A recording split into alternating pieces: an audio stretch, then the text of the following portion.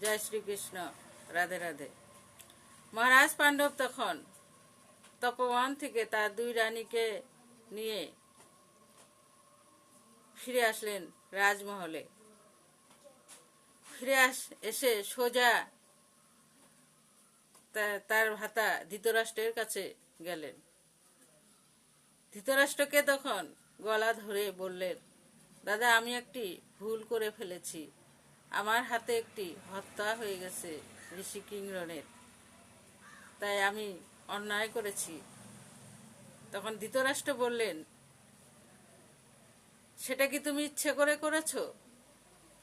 বলে, না, আমি বাঘের গায়ে তীর ছুটতে গিয়ে তাদের শরীরে লেগেছে।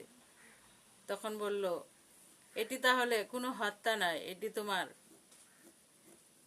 ভুল মাত্র। তবুও মহারাজ পাণ্ডব নিজেকে দোষী মনে করলেন। ধৃতরাষ্ট্র তখন রাজমুটুক তার মাথায় পরিয়ে দিয়ে বলল,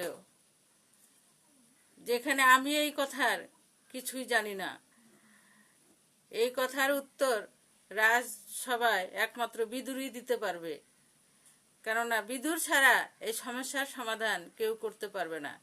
রাজমুকুটটি মহারাজ পাণ্ডবকে পরিয়ে দিল আর রাজমহলের দিকে চলে গেলেন দুজনেই। জয় শ্রীকৃষ্ণ। রাধে রাধে।